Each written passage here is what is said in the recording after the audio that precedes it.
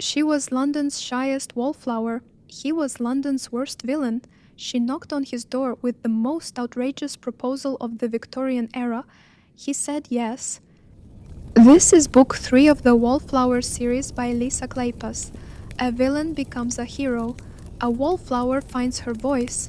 And the most notorious rake in London learns to love one woman.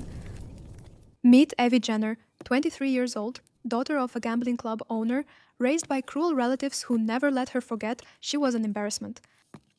Evie has a stammer, a product of years of anxiety in her aunt's house. She is overlooked, underestimated, and quietly, secretly, possessed of enormous inner strength. Her father, Ivo Jenner, owns London's most exclusive gambling club. He is dying of consumption. Her cruel relatives are blocking her from seeing him. She is running out of time. Her aunt and uncle have planned something even worse, forcing Evie to marry her repulsive cousin Eustace, so that when she conveniently dies, the inheritance stays in the family. Meet Sebastian, Lord St. Vincent 32, Viscount, heir to a dukedom, and the most debauched, dangerous, morally bankrupt man in all of London. He's aware of this. He also tried to kidnap Evie's best friend Lillian in the previous book. He failed. He was beaten by Lord Westcliff. He is currently nursing both bruises and a financial crisis. Sebastian needs to marry a fortune. His wastrel father spent almost everything. The title is intact, but the bank account is not. He needs a wealthy wife, and needs one immediately. Evie reasons brilliantly. Sebastian tried to kidnap an unwilling woman for money. Surely he will take a willing one. She arrives at his door, alone, unchaperoned, with a deal. Sebastian opens the door. He regards her with veiled contempt. Then she speaks, and he starts to listen, because she is offering him exactly what he needs, and she knows it. Terms: marry her tonight. Escort her to her dying father. In exchange, her inheritance. He will also need to stay celibate after the wedding night. Sebastian objects to this last part loudly. I'm Sebastian, Lord St. Vincent. I can't be celibate. Everyone knows that. He says this with complete seriousness. She nods and says, those are the terms. He accepts. They leave that same night, Gretna Green, Scotland, a marriage over the anvil before morning, the most unconventional elopement in Victorian London's recent memory. The journey is long and freezing cold. Evie endures it with unexpected stubbornness. Sebastian discovers she does not frighten easily. He finds this mildly irritating and oddly impressive. As she succumbs to cold and exhaustion, Sebastian holds her to keep her warm, without announcing it, without making it a gesture. He just does it, then is irritated he did it. They marry at Gretna Green. Brief, binding, legal. Sebastian looks at her during the ceremony and has an odd feeling he cannot immediately name. He files it for later examination. They arrive at Jenner's club in London. Smoky, atmospheric, extraordinary. Evie knows every corner. Sebastian looks at it the way an engineer looks at a machine he wants to understand. Ivo Jenner is dying, but his eyes are clear. He meets his new son-in-law with the measuring gaze of a man who has read people across gaming tables for 40 years. Jenner asks Sebastian what he intends. Sebastian, to his own surprise, answers honestly. Not the polished version, the actual one. Jenner nods. This is enough. This is everything. Ivo Jenner dies. He leaves everything to Evie. The club, the fortune, the staff, the responsibility, and the father's quiet love expressed too late and not enough, and yet somehow sufficiently. Sebastian goes through the club's books and discovers systematic theft. Staff cheating the sick man during his final months. He is genuinely furious.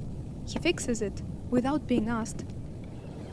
He fires the corrupt staff. He reorganizes operations. He gets into at least one significant physical confrontation to establish that the new management is not to be trifled with. Cam Rohan, the half-Romani manager who has known Evie since childhood, watches all of this with narrowed eyes and slowly, reluctantly, begins to revise his opinion of St. Vincent. Evie, meanwhile, discovers she is actually rather good at running a gambling club. She knows the staff, reads the clientele, and has a natural quiet authority people respond to. After their consummation, which goes considerably better than either planned, Evie invokes the celibacy condition. 3 months. Sebastian's reaction is immediate and theatrical. Sebastian has never wanted what he could not have, because he has always been able to have everything. This is the first time that calculus fails him. It is intensely educational.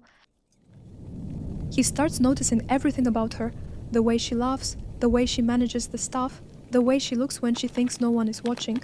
He is watching. He is always watching. He tries to flirt. She outmaneuvers him. He tries charm. She smiles and changes the subject. He tries directness. She meets it with her own. He has no remaining tactics.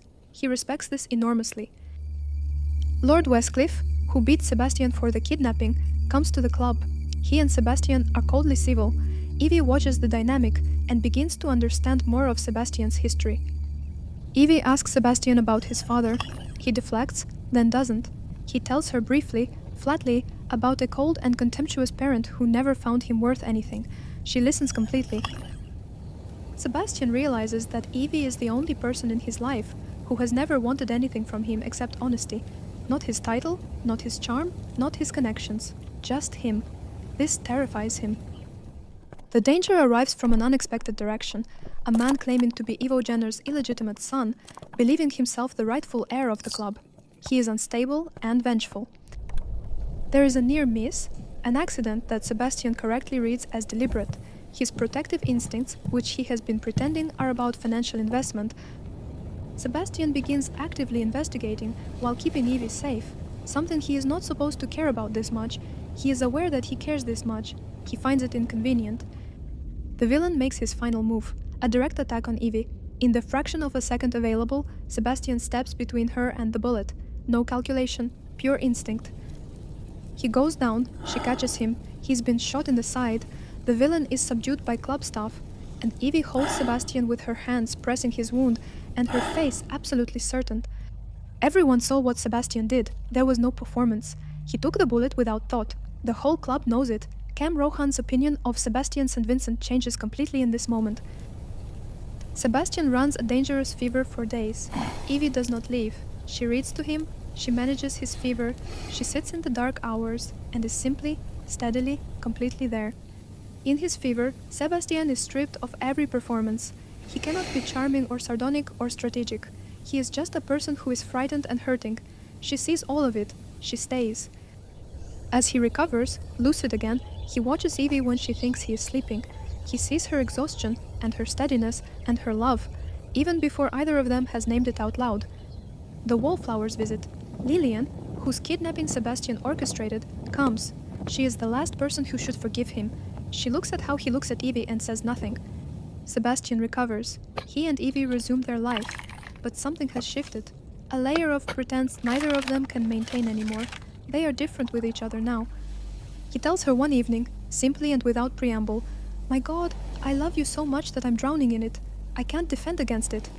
He means every single word. Evie tells him she loves him. She also tells him what she expects from him now that she knows what she is worth.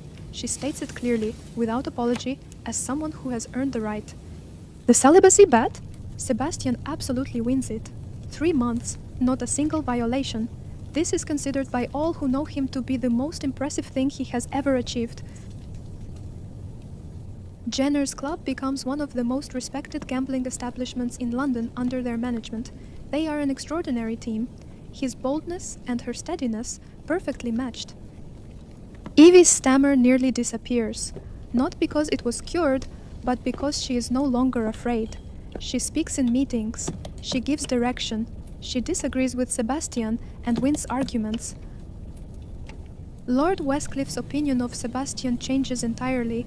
He says so, quietly to Evie, in one of those private conversations that carry enormous weight. She already knew. She is glad he does too. The man who was the villain of the previous book, the man who kidnapped a woman for money, the man who could not be celibate, who became, because one wallflower refused to see him as anything less. The Devil in Winter is not about a bad man becoming good because love fixed him. It's about a capable man who never had a reason to be his best self, until now.